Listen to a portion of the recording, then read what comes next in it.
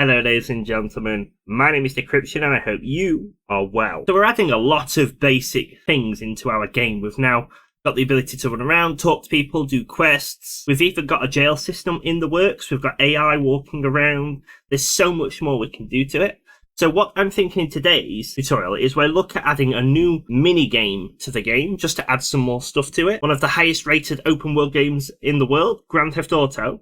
And I figured it'd be really cool to add a medic mini game into our world here. So you'll see it on Grand Theft Auto games. I believe it's been there from GTA 3 onwards. I don't think GTA 1 and 2 had it, but I'm not sure. Where you basically get in an ambulance, you travel around, you pick people up, they get in the van, you take them to the destination. You do 10 levels of it, each one getting more and more people. You've got a timer.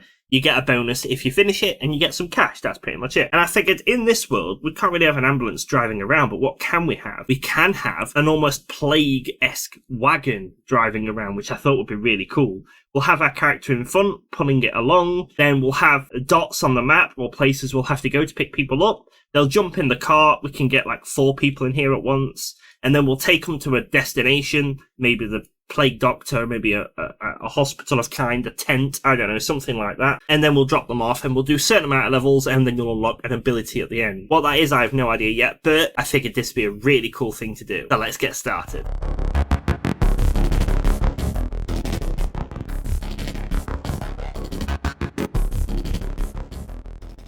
So, normally I play the game in this map and I develop it in this map, but one thing you don't see throughout the editing is just how long it takes to play this game. There's 22,000 actors in here and I'm still cleaning it up, but there's only so much I can do because the castle's hidden at the moment, but you've got all the tiles, you've got the castle, everything is here, and it takes so long to load. And if we've got multiple devs eventually working on bits, we're just going to conflict with each other all the time. So one popular thing people do is actually create dedicated developer maps for these things. So I figured we'll go and do that. And we'll have a developer map where we can only focus on the medic style missions. That's it. And then when we're ready, we can just bring it in and port it into the game wherever we need to. So I'm thinking, say if we've got one over here, you'll see that I've widened all the roads a few weeks ago at this point, where we can get the wagons in and out, and every path that the wagon can go is 2 wagons long, so we've got plenty of space to run around. So I figured we could just have random people dotted around here. But let's start with the dev map. So I'm going to come into my maps folder here. I'm just going to create a new folder here, and I'm just going to call it dev maps, just something like that. You might be thinking, why don't I add it into my developer collections? You've got a developer folder somewhere. And because if I want this in source control for other people to work on it as well, then we can't just have it on my local copy. I need it to be distributed. I'm going to create it in the main system, but when we build the game, we're just going to tell it to ignore everything in here. That'll be dead simple. So let's create a basic dev map. So I'm just going to go Control-N. We do need it to be an open world, but this is going to create a landscape and do a set world partition up. This is a super small dev level. It should not be big. So I'm actually just going to come and click empty level. So it won't have world partition up. It'll just have basically the things in it that we want, which is perfect. I'll click create and we'll jump into it. Here we go. So we've got nothing at the moment, which is perfectly fine. So I'm going to come and add just a basic plane on the floor, just so we've got a basic floor, and I'll just set it to like 30, something like that. And then I'll go and grab my ultra dynamic sky, just so I've got some lighting. If you've got something else, feel free to drag those in. I'm just going to drag these two in, bang on in the center. And we're currently raining. We don't want it to really rain, so I'll come and select the preset and we'll just say clear skies. There we go. It's still compiling shaders, but we've got some basic lighting and it's all working. I'll make sure in the world settings, we've selected the right game mode. So it's probably going to be the ALS one. That looks more like it. Next, I'll add a player starting so we can specify where we're starting. So the player can just start off right there, pretty much. Tap the end key, make sure we're all good. Let's see if it works. And you'll see it's instant to get in, which is why dev maps are so cool. You'll see dev maps everywhere on YouTube. Whenever you're seeing early access to like God of War or Uncharted, you'll see it, they'll have like the cubey effect walls and stuff everywhere. And there we go, there's our dev map pretty much. I'm just going to make sure I save it so we don't lose it. So I'll come back to my dev maps folder and I'll just call this m_medic minigame. So one other thing I'm going to do just to make this look a bit neater is I'm going to come and change the material of our plane to the material instance prototype grid. And it's just going to give us this grid style effect that you see everywhere. And all it means is if we stretch out, it will give us the accurate grids, which I think is each one of these black grids is an Unreal meter, I think. And it means you can basically just quickly prototype walls and stuff. So the first thing we're going to work on now that we've got the dev level is we're going to actually look at the cart. We're not going to get fancy with it just for now. We're going to do a basic cart that you can come up, take over, so like you've gotten into it, and then we'll be able to walk around pretty much. And then in the future, we'll look at adding cooler animations. We'll add the player to the front and simulate like he's pulling it, but really you're just going to be pushing the cart. That's all you're going to be doing. So I'm going to come into my blueprints folder up here, and I'm going to right click, and I'm going to do new folder, and I'm going to call it vehicles. But it's not going to be an actual vehicle. It's not going to have an engine or anything like that because it's a fantasy world. We're not going to have that. So we don't need to import any of Unreal's vehicle packs. But if that's what you want, then absolutely go for it. I'm not going to be getting that far. I'm literally going to be treating it as a character who's going to be holding on to the front of it. And when you push forward, the character's animation will just run. And then the wheels will spin. That's all I'm going to do. I'm going to kind of cheat it because it's a wagon. It doesn't need to be super special. So I'm going to right click blueprint class. And in my case, I'm actually going to set it to a type of pawn, because a character by default, according to Unreal's documentation, is a humanoid type of character. It comes with a capsule component, whereas our wagon, a capsule component's not going to work very well because you can't rotate it or anything. So I'm going to use a pawn, which means we can still take over it, but it'll be more flexible, so we can make it do whatever we want. I'm going to rename it BPA_vehicle, and I'm going to call it BPA because blueprint abstract. It means we won't be able to drag this in itself. So I'll just come to class settings, advanced, and I'll tick generate abstract class. The reason we do this is it now makes a blueprint that we can't drag into the level, which is perfect because it means if we want to actually use this, we've got to create a child of it. So I'll right click, create child blueprint class, and I'll call it vehicle_medic cart, and it means we can drag this one into the world like so. So let's start populating it. So I'm going to open both up so we can jump between them. So we can outright say that all vehicles are going to have a skeletal mesh of some kind. I'm going to come and add an empty skeletal mesh like so, and I'll just keep it called skeletal mesh to be honest. And then back in the vehicle cart, we can now actually assign this. So I'll come to here. And I was looking earlier, I have a cart that I wanted to use. I think it's cart 01 from the Polygon Fantasy Kingdom. Yeah, so this one here gives us perfect time for the player to stand in front like so. This isn't where you'll see it. We'll make the camera look at it like this. But the player will be here, he'll grab those handles and he'll pull it, the wheels will spin, and we'll create 4 spots inside here where the AI can jump in pretty much. I'll hit compile and I'll just check in the wagon here. So it's perfect in the middle, and we'll see how that works for now. I'm not going to make the player spawn into there just yet, but that's something we'll look at eventually. But I am going to come and add the collision to it now. So for this one, I think, honestly, a basic box collision will probably do fine. So because all vehicles could be different shapes and sizes, I'm actually going to stick this on the medic cart directly. So it's more specific, because if you've got a giant spaceship, you don't just want a big box collision, you want better collision. So on this skeletal mesh, I'm going to make sure that I do disable the collision. So I'll come and set it to no collision, which is perfect. And then on the medical cart, I will just come and add a basic box collision like so. I will scale it up so it surrounds everything it needs to. I'll press Alt K to get a good side view. I'll scale it up a bit. I'll move it up. The wheels can go into the floor a little bit because if you think it will sit in dirt and stuff, just a little bit. And I'll press Alt J to get a nice top view. Then I can drag this out. Again, I'm not too fussed with the wheel tips as such. There. I think that'll be more than fine. And then the key thing is, on this box, I'm going to come and set the collision type to be a type of pawn, because that's what we're going to be treating it as. And I'll hit compile and save. So we pretty much have our vehicle in the game now. It's pretty small. We can't get into it, which is absolutely perfect. We can't climb on top of it because it's a type of pawn. But what we need to be able to do now is interact with it. And when we interact with it, that's the case where we take over and say this is now our character pretty much. And we should, after we code it, be able to drive around as the car. So how do we actually go around doing this then? So this is something I mention in most of my tutorials because a lot of games require it. You need some sort of interaction facility, some code. I've got a tutorial up showing you how to do a basic line trace. There's other plugins that do it. I'm going to be using the plugin of narrative interaction because that's what I've used for all my other ones. Whatever your interaction plugin is, you basically need to get it to a point where on the vehicle you have an event that says you can interact with it. So in my case, I'm going to create a new interaction. I'm going to come to my narrative interactions folder. I'm going to right click blueprint class and I'll search for interactable and I'll click the narrative interaction component. I'll click select. I'll call it interactable_change character and I'll open it up. I'll delete the begin play and event tick off because we don't need them, but I will come and override the can interact. So by default, I'll just literally tell this is true, you can just interact with it. In the future, we might want to do something saying this certain quest, you can't take over it, or something like that. That's where we'll start looking into gameplay tags on the player, where we can add a tag of can enter vehicles. And if a quest says you're not allowed to enter vehicles on this specific one, then we can just remove that tag and this won't let you interact. But now, as it is, I'll also override on interact. And this is what we actually code when you take over the possession now. And this is where we will code what will actually happen when you change the character. So how do we get the vehicle that we're looking at, or the owner, whatever we've put this on? I'm going to right click and do get owner, and we've pretty much now got access to it. So what do we want to do? We want to actually take over it. I'm going to right click and do get player controller. And then from here, I'm going to drag off and I'm going to simply type possess, like so. I'm going to connect this up to my on interact, and then I'm going to use the get owner, and in this case I'm going to cast it to a pawn.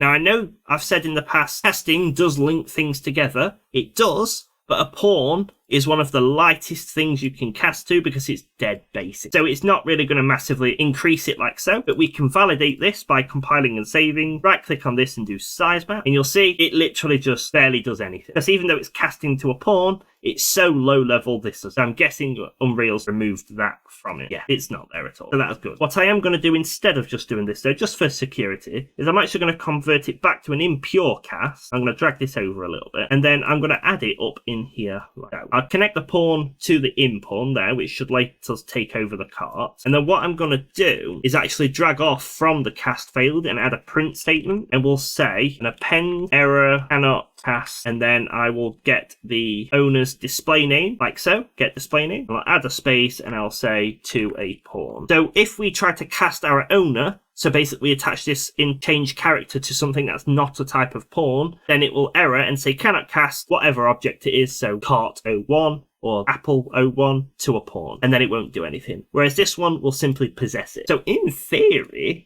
that should be it. So the last thing I'm going to do is just add some class defaults. So I'll open it up. Instead of interact, I will say enter, because you'll enter a cart, but we can change that per instance. Interactable object, I'll just call it pawn for now, and I'll compile and save. And then back on our VPA vehicle, I will come and add our change character file save. We know this is a vehicle, so I'll change the default from pawn to vehicle. And then back on the medical cart, we can actually click it and now override it to say medic. And it will file and save. So let's see what happens now if we run up to it. You can see it will highlight it and say press E to enter the medical cart. We press E, we've now taken over the cart. We can't do anything with it, however, because all of our controls run through ALS, unfortunately, at the moment. So we actually need to code this cart so it has everything it needs, which is fine because we can actually cheat and basically borrow it from the third person template.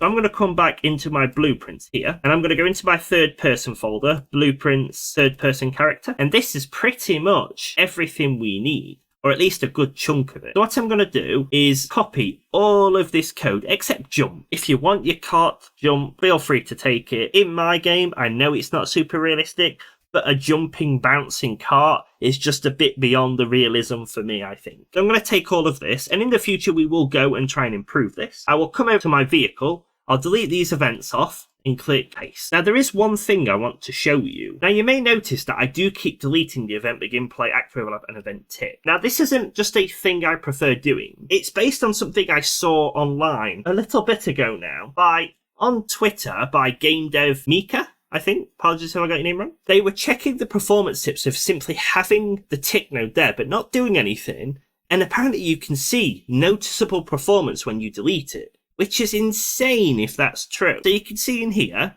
they have an event tick, this node is disabled, but then if you drag something to it or you activate it somehow, or if it's got nothing there, once you've deleted it, it stays activated, you'll see the performance here is running the event ticks, even though there's not doing anything. And you'll see if you come down to the delete node here, you then lose that performance gap of checking for the ticks. So yes, so I'm just going to keep deleting them for now. If you know any different or you know how to check, please let me know. That would be really interesting, but they don't need to be there. So back in our vehicle now. So we've got a bunch of code here to actually move around and look around. The thing that we need to change though is this event begin play. Because when you spawn the third person character in, it assumes you're going to control it straight away. So it gives it input mapping, but we don't actually need that. So I'm going to delete the event begin play. And instead, I'm going to add the event possessed here, which only runs when it's been taken over. And instead of casting to the controller, I'm simply just going to use the new controller, which in theory should be the same controller, but it's always nicer just in case. Then it'll get the new enhanced input system and add the default